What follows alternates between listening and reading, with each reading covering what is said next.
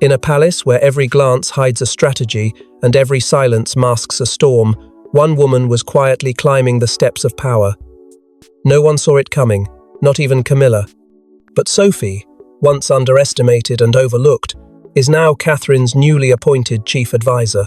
The announcement didn't just shake the walls of Windsor, it shattered long-standing alliances and rewrote the future of the monarchy. Before we go deeper into what this really means for the royal family, make sure to subscribe so you don't miss a single update. Whispers turned to gasps as courtiers read the royal bulletin. The name was clear.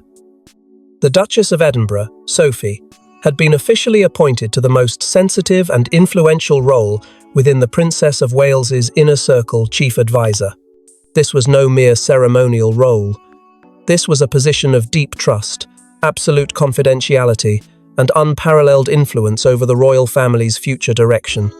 It gave Sophie access to Catherine's private council, decisions on statecraft, and succession strategies that would shape not just the monarchy's image, but its survival.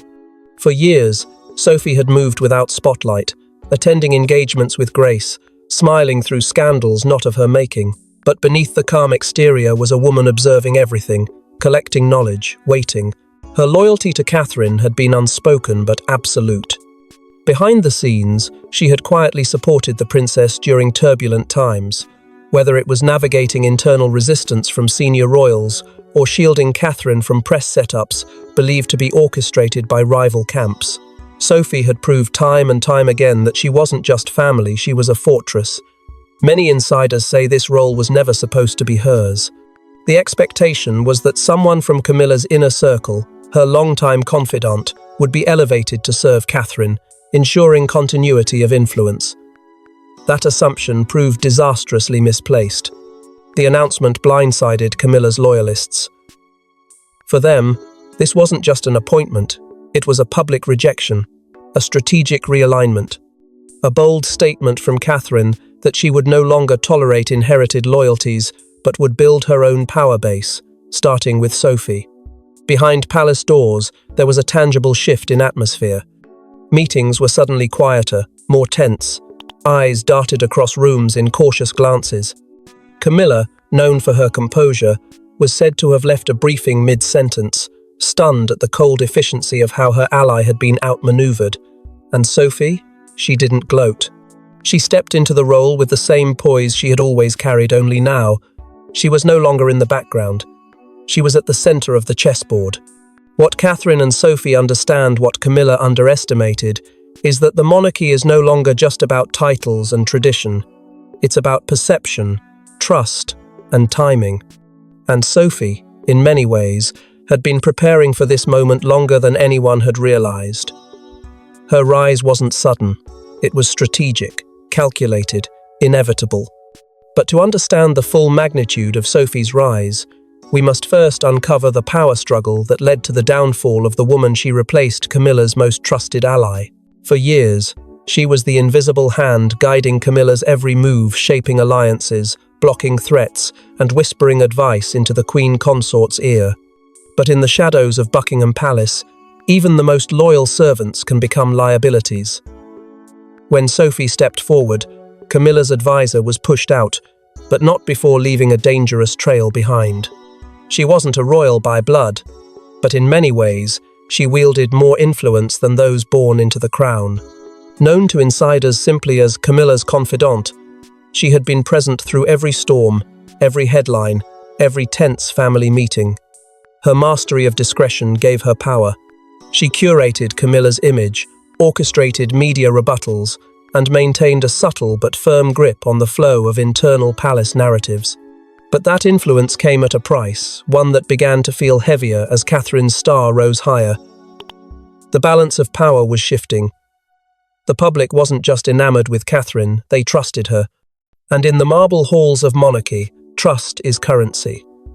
Camilla's advisor saw it coming, but she refused to yield.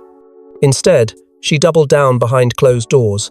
She worked to dilute Catherine's visibility, allegedly steering press coverage away from the princess's humanitarian work and toward neutral or negative spins.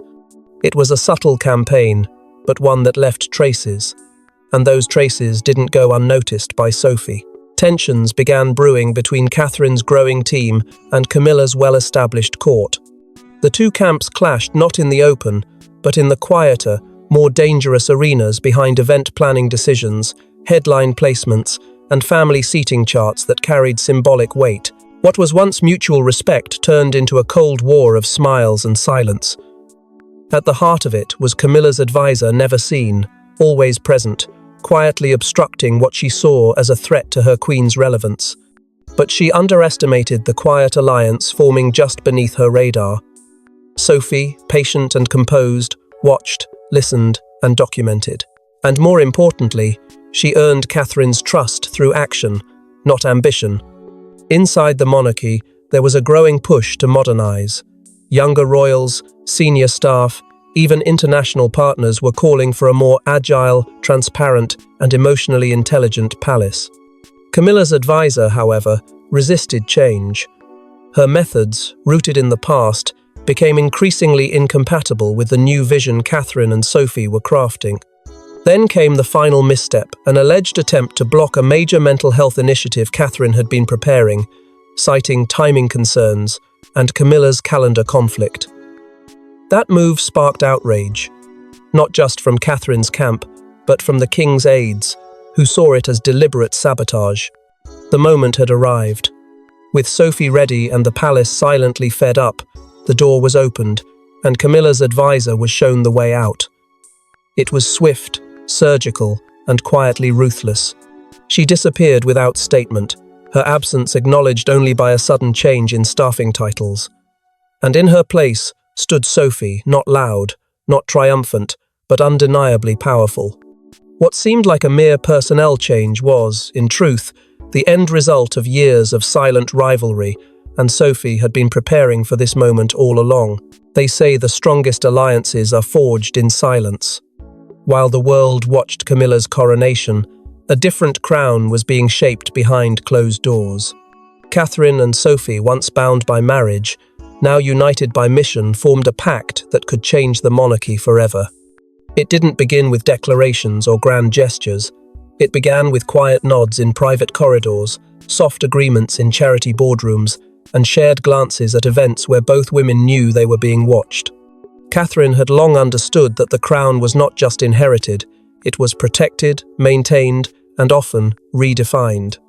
She needed someone who understood discretion, loyalty, and the delicate balance between soft power and silent strength. Sophie, through years of observation, delivered that in abundance. Their alliance was never spoken aloud, but it was built stone by stone through shared commitments to modernize the institution from within. What the public saw as joint patronage over charitable causes was, in reality, the scaffolding of a long-term strategy, one that would eventually shift the monarchy's center of gravity. Behind the scenes, these two women would spend hours in private residences and off-the-record meetings far from prying eyes and away from the echoes of the palace's traditional corridors. These weren't idle conversations, they were war councils in whispered tones.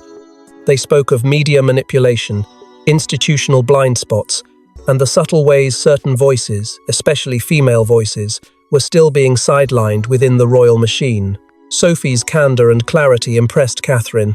She wasn't positioning herself, she wasn't grandstanding, she was offering stability, perspective, and a steady hand. In Sophie, Catherine saw not just an ally but a mirror of the woman she herself was becoming. But Catherine wasn't naive. She knew trust in the royal court is both a gift and a gamble. She needed proof, undeniable evidence that Sophie could hold the line under pressure. So, she tested her. Quietly, deliberately. A sensitive issue involving a leaked speech draft was mishandled by someone close to Catherine's office. Rumors erupted. Fingers were pointed. It would have been easy for Sophie to protect her standing and remain uninvolved. Instead, she stepped into the chaos, protected Catherine's integrity without ever seeking credit, and tracked the source back to a staff member indirectly tied to Camilla's press network. She said nothing of it publicly, choosing to inform Catherine quietly face-to-face, not through advisors. That single act of calm under fire solidified her place at Catherine's side. From that moment forward, the dynamic shifted. Sophie was no longer a peripheral figure, she was integral. Catherine began bringing her into key briefings, having her sit in on meetings that previously belonged to senior aides alone. The world didn't notice it at first, but inside the palace, people started whispering, "Sophie has become her closest counsel." They triggered concerns, envy, and quiet panic in certain circles, particularly those still loyal to Camilla's waning influence. Because Sophie's loyalty was now unequivocally with Catherine, and her rise was beginning to feel inevitable. But for Catherine to elevate Sophie, she needed more than just trust, she needed leverage. And that leverage came from a royal secret Camilla never wanted exposed. Hidden deep within Camilla's personal office was a folder that was never meant to see the light of day.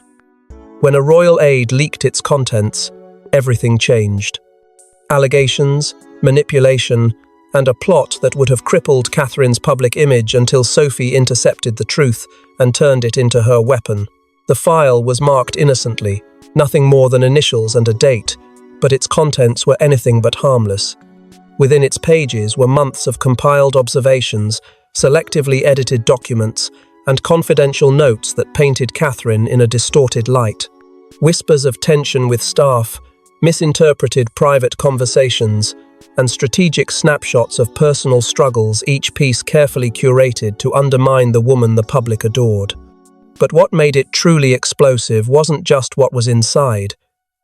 It was the implication that this information had been assembled deliberately, in secret, with the clear intent to wound. At first, the origins were unclear. But the moment the folder surfaced in an unguarded cabinet, questions exploded within the palace. Who compiled it? Who ordered it? And who had the most to gain from Catherine's undoing?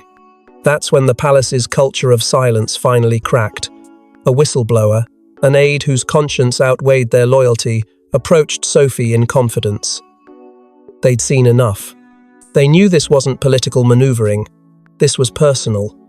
They warned that the file had been circulating quietly among Camilla's closest advisors, passed in private meetings and reviewed behind locked doors. Sophie didn't flinch. She listened, verified, and made her move. What followed was a highly confidential meeting, just Sophie and Prince William, no staff, no advisors. It was in that room that the future of the monarchy pivoted. William, furious yet measured, made it clear, if this campaign against Catherine was allowed to continue, the damage would be irreversible not just to his wife, but to the credibility of the crown. Camilla's team, once confident in their authority, suddenly found themselves under scrutiny. Allegations of ethical breaches began to circulate, claims of surveillance on Catherine's calendar, intercepted emails, and controlled leaks to favoured tabloids. Nothing had been proven, but the mere suggestion was enough to ignite a firestorm. Sophie, meanwhile, refused to speak publicly. Her strategy was quiet, methodical. While others pointed fingers, she built evidence. While the press speculated, she strengthened Catherine's inner circle. And while palace insiders panicked, she stayed 3 steps ahead. What shocked many was Catherine's response. She didn't lash out. She didn't retaliate.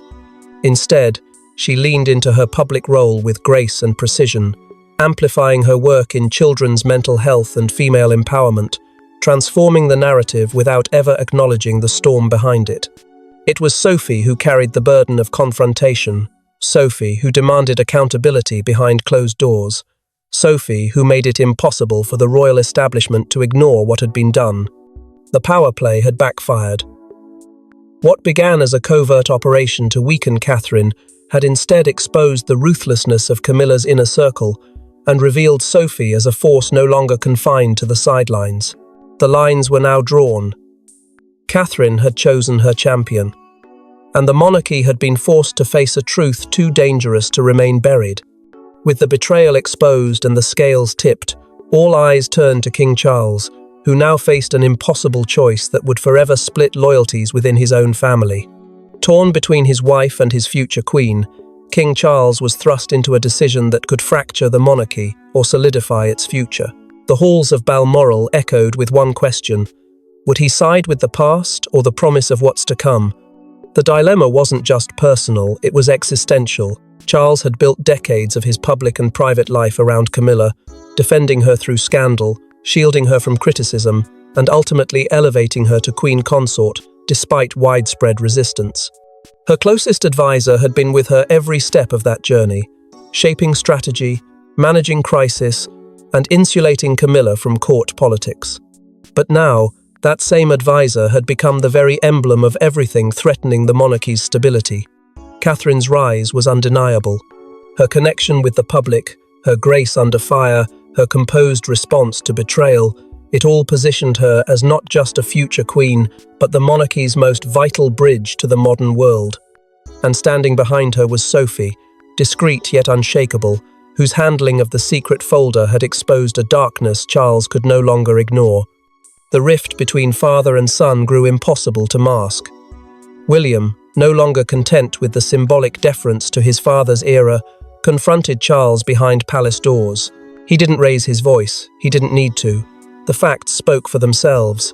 He demanded that the monarchy face forward, not backward. That trust be rewarded, that Sophie's guidance be formalized. For Charles, the pressure was suffocating. His advisors, sensing the storm, quietly urged him to act. They spoke of containment, optics, and continuity. A scandal this deep couldn't be allowed to simmer. Something or someone had to give. And yet, the king hesitated. Camilla was no ordinary consort. She had weathered decades of scrutiny by his side, becoming his anchor during times when the crown felt more like a curse. To cast aside her confidant, even quietly, felt like betrayal. But neutrality was no longer an option. Catherine's public favour had shifted the tide. Every appearance she made drew comparisons. Every statement she delivered outshone the palace's official line.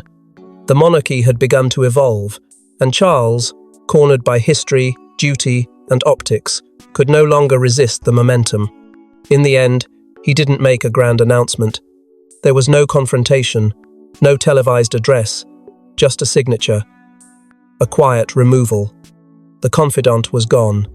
Officially retired, unofficially exiled. In her place, Sophie was elevated not through pomp, but through presence. She became the de facto gatekeeper of Catherine's court, a modern counselor whose influence was soft-spoken but unmistakable. Charles didn't embrace it. He accepted it reluctantly, quietly, and with a heavy heart. And though the court seemed to settle, though silence returned to Balmoral, one presence remained unmoved by the shift. One voice had not been silenced. Camilla had lost her most loyal defender, but not her fire. But even with the king's reluctant blessing, Camilla's fury had not waned, and her next move would throw the palace into a storm no one saw coming. Camilla never loses without a fight. Blindsided and betrayed, she unleashed a quiet retaliation campaign that aimed to remind everyone who still wore the crown. But her methods didn't just backfire, they exposed the very fractures she sought to hide. In the days following the removal of her most trusted aide, Camilla vanished from the spotlight. Official explanations cited health, rest, and routine, but the truth rippled across the palace with the force of a silent bomb. Whispers erupted. Why was the queen consort absent from key royal events? Why did she miss briefings she once dominated? Some said she was regrouping, others said she was seething. But one thing became certain: this wasn't retreat. This was retribution. And it began not with a public statement, but with a press leak. One morning, a tabloid known for its royal exclusives ran a cryptic headline: "Is Catherine's inner circle too powerful?" The piece was veiled in innuendo, but its implications were loud accusations of manipulation, overreach, and growing tension between William's household and the traditional royal structure. Behind palace walls, it was obvious where the leak had come from. Camilla's fingerprints were all over it, her old media contacts, her strategic style of implication without confirmation. But she didn't stop at headlines. Sophie, now visibly aligned with Catherine, found herself the target of a string of subtle humiliations, invitations rescinded at the last minute, seating arrangements altered to diminish her visibility. Old photos circulated online suggesting favoritism and factionalism. It was a campaign of whispers and cold shoulders, one designed to chip away at authority without ever naming names. Charles, already weary from the weight of choosing between wife and future queen, found himself caught in the middle of a cold war turning hot. His private advisors warned him this could spiral. The public had begun to notice the inconsistencies, and the palace narrative was slipping. Behind closed doors, Charles confronted Camilla. It wasn't the first time they'd disagreed, but this was different. He reportedly demanded she stop the campaign, fearing not for Catherine or Sophie, but for the monarchy's rapidly deteriorating credibility. Camilla didn't answer with words. She answered by escalating. Then came the moment that would never be photographed, never be officially recorded, but would be remembered by every insider who caught wind of it. A meeting behind locked doors, Catherine and Camilla, alone. No aides, no staff. What was said remains shrouded in mystery, but the fallout spoke volumes. Camilla's public appearances resumed, but her presence had changed. She no longer directed, she attended. She no longer positioned herself beside the king, she stood behind him. Whatever was said in that confrontation, it drew a line neither woman would ever cross again. And while the queen consort simmered in silence, Catherine's image soared. She didn't gloat. She didn't attack. She led. And standing at her side, unwavering and resolute, was Sophie, no longer just a duchess or a confidant, but a strategist, a gatekeeper, a force. The palace began to adjust around her presence, shifting its weight, quietly acknowledging a new structure forming beneath the crown. But as Camilla's influence waned, Catherine's leadership solidified, and Sophie's true role within the palace came into full view. Her appointment wasn't symbolic, it was tactical. Sophie's first moves as chief advisor sent a resounding message across the monarchy. This was no longer Camilla's court, it was Catherine's era, and every decision now bore her signature. From the moment Sophie stepped into her new role, she moved with surgical precision. Her first priority wasn't fanfare, it was structure. Behind the grandeur of palace walls, she began to quietly dismantle the outdated advisory board that had, for years, been dominated by remnants of Camilla's reign. Old loyalties were dissolved. Long-time aides, once protected by proximity to the queen consort, were reassigned or phased out. In their place came a new wave, modern thinkers, strategic planners, and trusted allies aligned not by title, but by vision. It was a regime change not declared in speeches, but written into the very operations of the crown. And Sophie was at the center of it, orchestrating every move with calm authority and unshakable purpose. With the internal structure secured, Sophie and Catherine turned outward. The royal communication strategy shifted almost overnight. Gone were the formal, antiquated briefings and vague platitudes. In their place emerged clear messaging, human, compassionate, relatable. Catherine's public image evolved from royal figurehead to empathetic leader. Her engagements became less ceremonial and more impactful. She visited hospitals unannounced, launched mental health roundtables with young people, and led initiatives that resonated beyond royal tradition. These moves weren't random. They were chapters in a carefully constructed campaign to cement her position as the heart of the monarchy. Behind each one was Sophie, guiding the message, shielding the process, ensuring the tone struck just right. And then came the quiet unveiling of something that would change everything. The Royal Future Initiative. There was no press release, no grand unveiling. Instead, it emerged organically, a strategic blend of policy reform, modernization, and public outreach. It addressed issues the monarchy had long ignored: environmental action, digital accessibility, mental wellness, and diversity in leadership. It wasn't radical, but it was revolutionary by palace standards, and it bore Sophie's influence in every detail measured, forward-thinking, and rooted in the belief that the crown had to evolve or perish.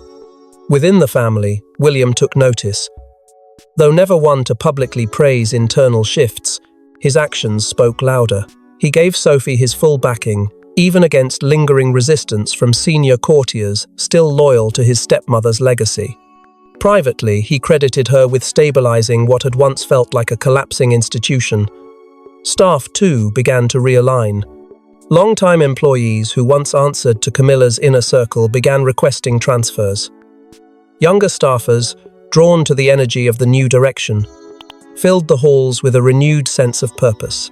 It wasn't just a change in leadership, it was a generational shift. A monarchy no longer trapped by its past, but finally leaning into its future. But while the palace celebrated this new beginning, one figure stood in the shadows, watching, waiting, and planning her return. Camilla may have lost her strongest pawn, but she hasn't left the board. Behind the scenes, she's consolidating power in quieter corners of the monarchy. And with new alliances forming outside the palace, the game isn't over, it's only evolving. In the aftermath of her silent retreat, many believed Camilla had resigned herself to irrelevance.